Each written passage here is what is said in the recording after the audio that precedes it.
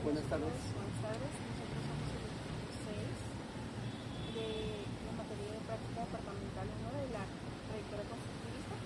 Esta entrevista es meramente educativa para conocer más acerca de qué hacen las funciones y habilidades de un psicólogo educativo.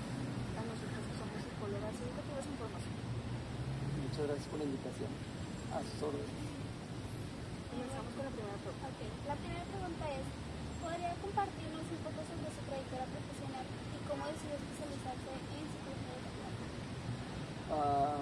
Pues estudié aquí como ustedes. Ingresé en 1979, hace ya mucho tiempo. Y egresé en 1984. 40. De hecho, acabamos de hacer nuestra generación un convivio y una visita después de todos estos años. Hicimos una cena, pero luego al siguiente día hicimos un recorrido. Y como ellos saben, algunos de mis compañeros que nos juntamos, casi 70 con sus familias, éramos una generación muy numerosa. Hicieron el recorrido que Héctor nos lleve aquí. Entonces vinimos un sábado, de la cena por día, y aquí anduvimos como 2-3 horas con el apoyo del director y de la maestra Pili, la gente que nos ayudó aquí. Y había gente que tenía 40 años de no haber vuelto a la escuela hasta ahora en julio, que fue el 40 años. En 40 años ha cambiado mucho esta escuela. La infraestructura, pues los árboles, pues estos ya estaban, pero mucha infraestructura en los salones, más después de la pandemia, quedamos sorprendidos que no teníamos computadora, no teníamos clima, no teníamos abanico, no teníamos piso que tenemos ahora. Y no, pues la emoción, la nostalgia. Claro. Es que este era mi grupo hace 40 años. Entonces estudié aquí y cuando estudié aquí había áreas, ahora son trayectorias. Estudiamos 6 semestres y luego a partir del 7º al 10º el área. Y yo no pasé un examen para la normal, para ser maestro, porque tengo 10 hermanos y 5 son maestros. Mis papás querían que yo fuera maestro y yo no quería ser maestro, yo quería ser doctor. Total, fui al examen y no pasé. Y tampoco fui doctor, ni fui organizador deportivo, que eran mis opciones, y estudié psicología. Cuando estaba estudiando psicología, en 5º semestre me enamoré de Piaget.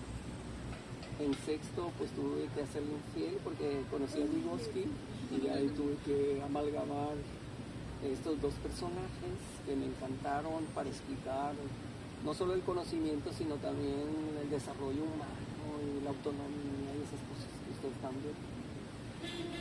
Y luego ingresé al área clínica infantil, así se llamaba antes, que ahora es COSO. Y ya cuando iba conociendo todo lo que hacíamos en el área, dije, ¿dónde voy a trabajar? Y entonces me acordé del magisterio, que además de tener la educación básica, preescolar, primaria y secundaria, tiene educación especial. Y en educación especial tiene maestros de apoyo, especialistas, tiene trabajadores sociales, tiene maestros de comunicación, pero también tiene psicólogos. Entonces salí en el 8-4 y la Secretaría de Educación está aquí a unos 15 minutos en Lincoln. Y todos los días trabajaba en varias cosas mientras que quería una plaza.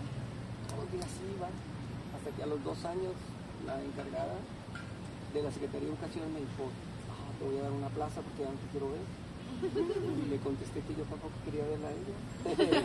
Ya nos conoció y empecé en el 86 a trabajar como psicólogo. Antes se llamaba NUSAID, ahora se llama NUDEI. Y hasta hace poco pues ya me jubilé después de 37 años de trabajar ahí como psicólogo. También alcancé a tener 2 trabajos, porque hay federal y estatal, y también llegué a ser director de una UTE.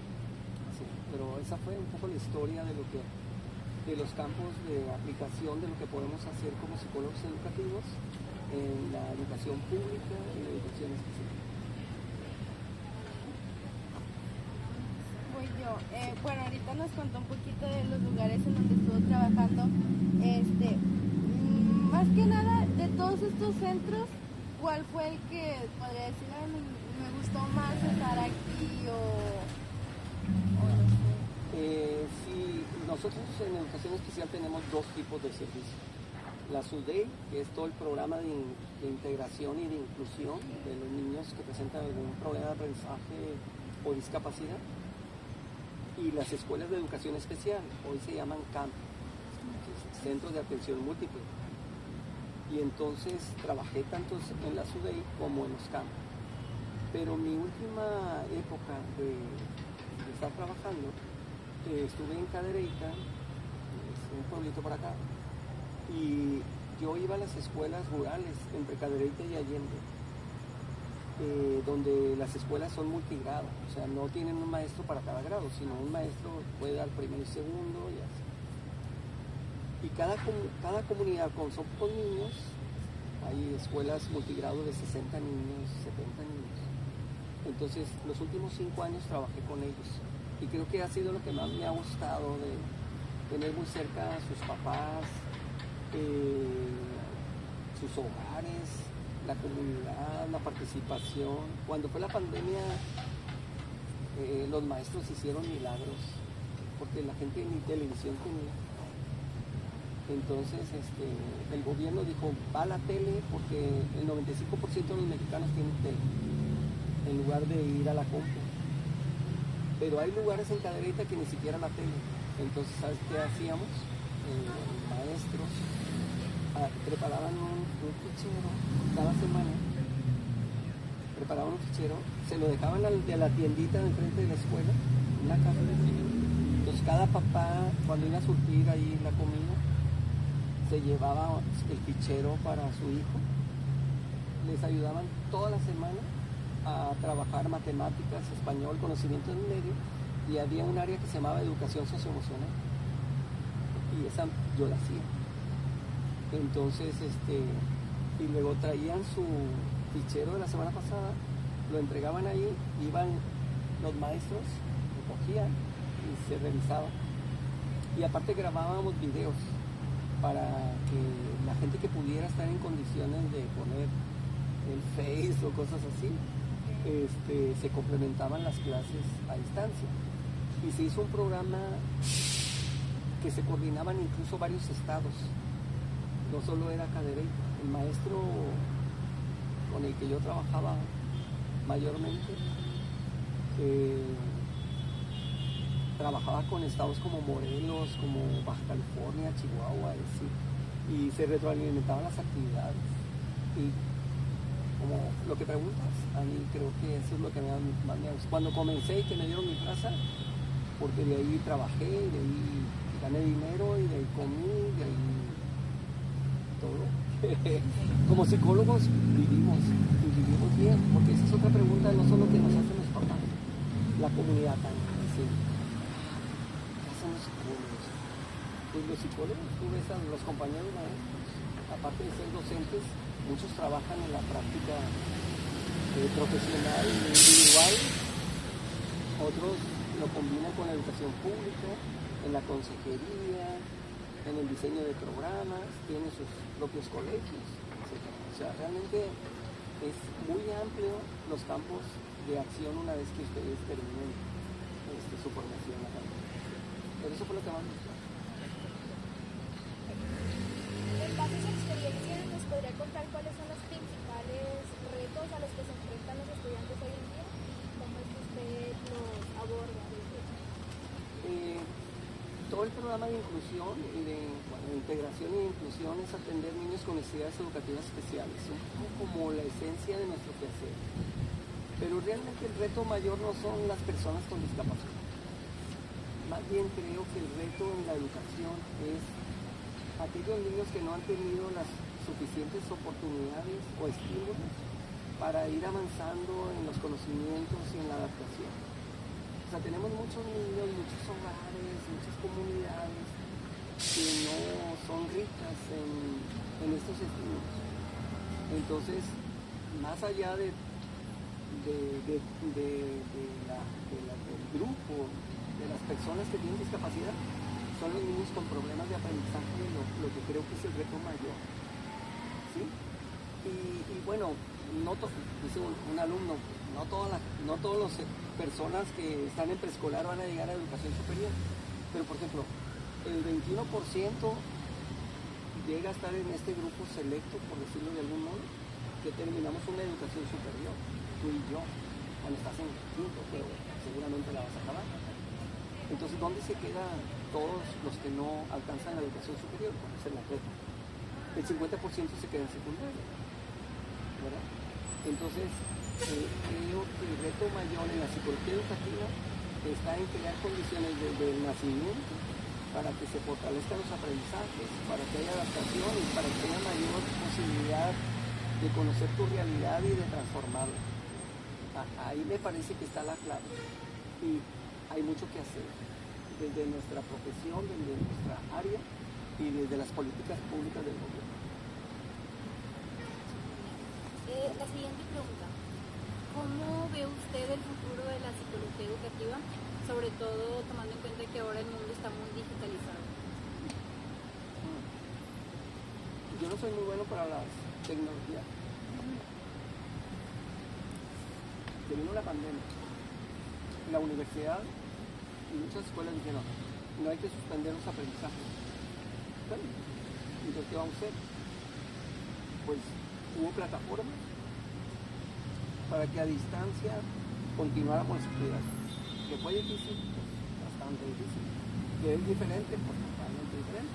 Pero no se cortaron las clases ni los aprendizajes, ¿verdad? Nosotros nos fuimos en febrero, marzo, creo. Nos dijeron 2 semanas y fueron 2 años. En mayo terminamos las clases. En junio y julio no tuvimos vacaciones. Bueno, estábamos en la casa. Pero en 2 meses la universidad nos ayudó a aprender cosas. En 2 meses que íbamos a aprender en 5 años. O sea, las herramientas web, o sea, la tecnología, eso va a ayudar bastante. Otra cosa, estamos a punto de abrir una psicología en línea, aquí, de la UNI, nuestra. Ok.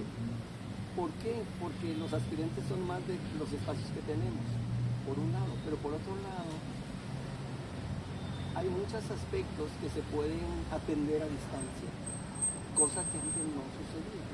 Esas son las ventajas que nos dejó la pandemia. Y me parece que en esa proyección futura, sin dejar de lado face to face, creo que sí se van a explotar mucho las posibilidades tecnológicas para llevar a cabo orientación, diagnóstico, investigación, terapia, esas funciones que hacemos los psicólogos. Pero de que está abriendo en función de la necesidad, sí es una realidad. ¿Qué cambios ha observado en la dinámica escolar con respecto a la salud mental de los estudiantes en los últimos años?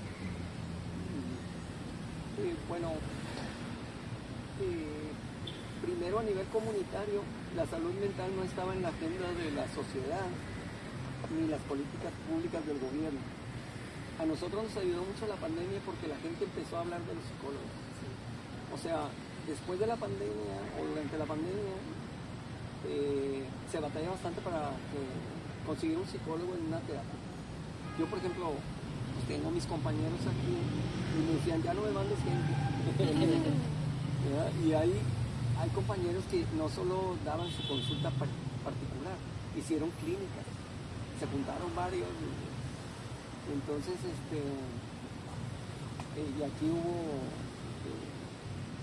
mucha gente así que se batallaba. Y luego que vino la crisis del agua, pues conseguir un plomero en Monterrey se batallaba. Lo mismo que batallabas para conseguir un psicólogo, era para conseguir un plomero.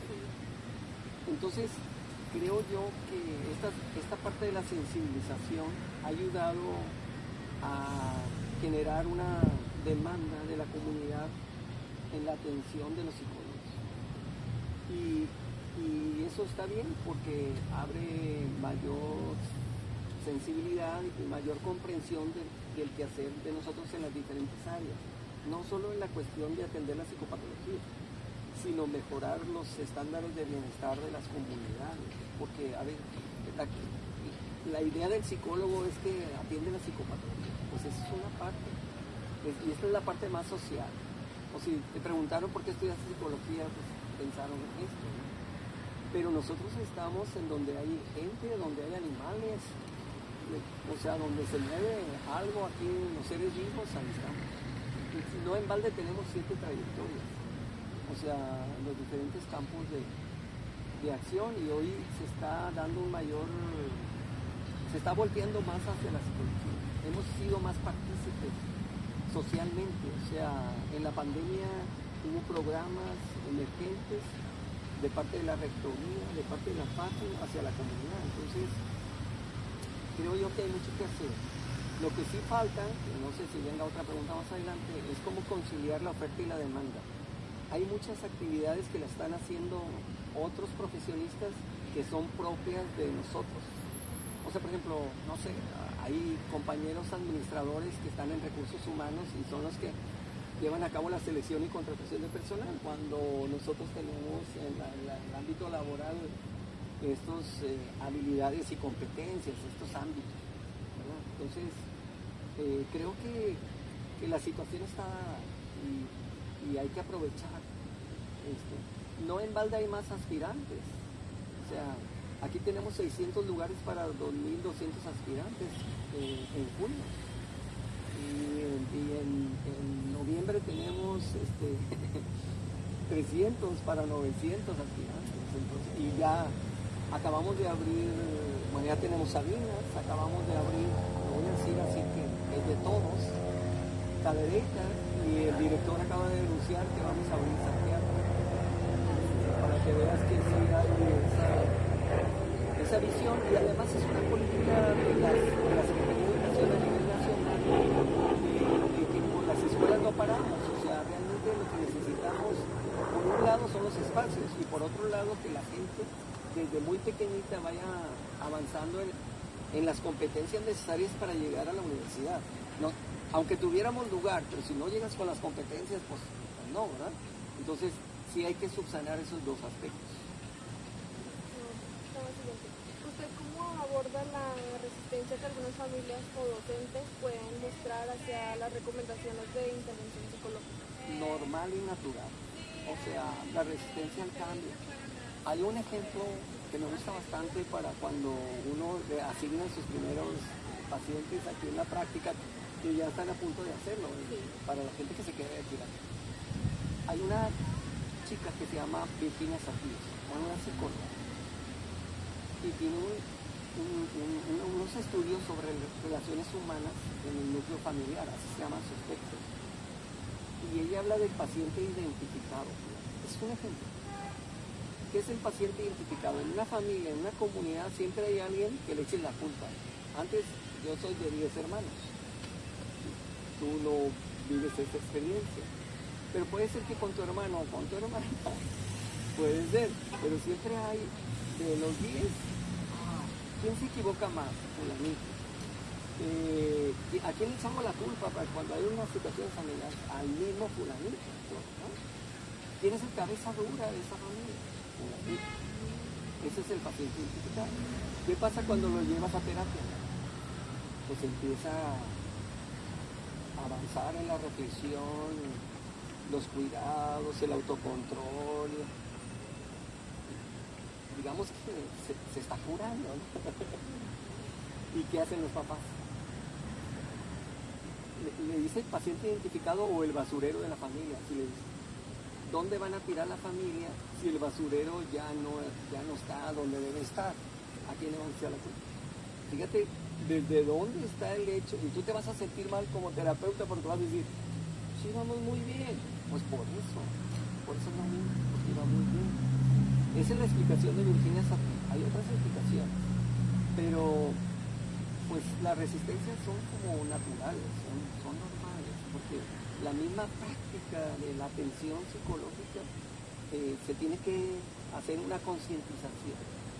Hay veces que en el desarrollo personal nos ganan las ganancias secundarias. O sea, todo el mundo sabe que algo hay que corregir, pero como las ganancias secundarias satisfacen ciertas cosas personales, dices, pues así le sigo, así le sigo. O sea, no es, o sea, un principio en la terapia es que quieras hacer algo por ti. Y aunque tú digas, a alguien que te lo recomienda, pues tráelo tú. No, él tiene que venir. Él tiene que venir. Depende de la edad, los niños más pequeñitos, ahí está fácil. Entonces, recomiendas a alguien, te tengo que llevar con un psicólogo. No, pues no es así. No es así, pero sí, las resistencias son propias de la misma atención. A veces suena mal, pero nos gusta estar como está. Diría, nos gusta estar mal. Como que algo nos parece significativo también el no moverlo. Eso es un poco alguna explicación. Seguramente hay más, pero de que hay resistencia, hay resistencia. Bueno, la última pregunta sería, ¿qué habilidades o competencias se consideran esenciales para que un psicólogo educativo pueda generar un impacto positivo en el entorno social escolar? Dicen que de los recursos que tú tienes cuando estás atendiendo algo, te pueden faltar varias cosas, materiales, apoyo de los papás, pero tú tienes que pensar siempre que el mayor recurso que tú tienes cuando estás atendiendo algo es el propio sujeto que estás atendiendo. O sea, olvídate que te faltan cosas, una pantalla o que el clima, el apoyo, etc. O sea, es lo que puedas rescatar del sujeto. Con el sujeto puedes hacer maravillas, porque es al sujeto el propósito de atención, y ahí lo tienes. Entonces, yo creo que uno como psicólogo también es como hacer una introspección, o sea, ¿qué quieres proyectar? Yo cuando me dieron clases aquí, un día llegué a mi casa y le dije a mi esposa y a mis hijos, si yo hubiera sabido que iba a dar clases en la Facultad de Psicología de la UNAM, me hubiera preparado mejor. Y esto yo lo aplicaría. O sea, ustedes van a la escuela con la maestra Mili, están aquí así, pero si te piden caminar 1 kilómetro, ves 2. O sea, hay muchos aprendizajes cocurriculares alrededor de la FAC que no solo están en el salón, ¿verdad? ¿Y cuáles son las competencias? Pues hay 2 que yo no tengo y que tú necesariamente tienes que tener. Yo ni sé hablar inglés, y ni le sé a la máquina. Siempre he habido estudiantes que me ayudan en mis cursos y más en la pandemia. Compartir pantalla para mí era así la muerte. Qué bueno que mi hijo estaba ahí. Pero siempre había un estudiante que me salvaba. Y tú vas a las clases y a mí me gusta perder mucho tiempo en la máquina. Que ella quisiera la pantalla y ahí alguien siempre me está ayudando.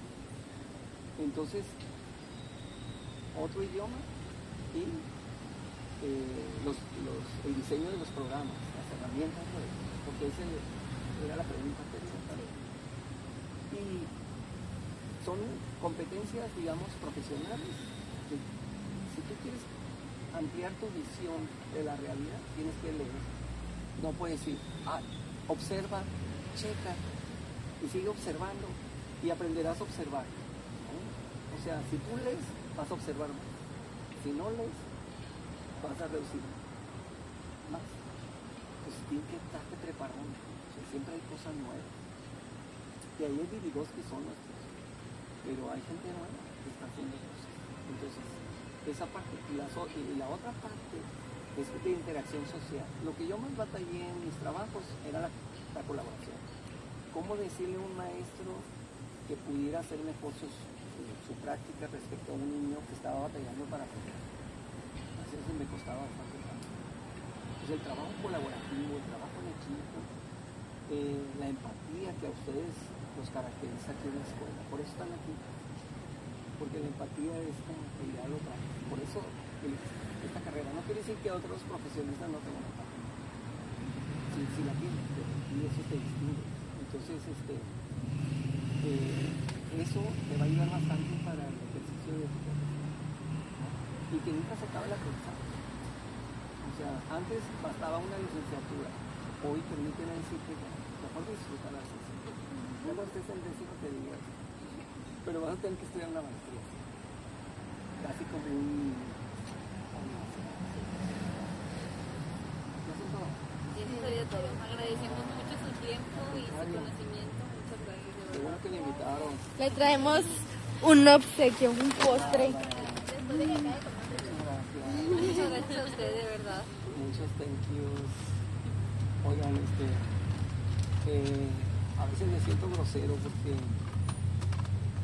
ahora que me invitan, siempre le pongo los sí, ¿cómo va?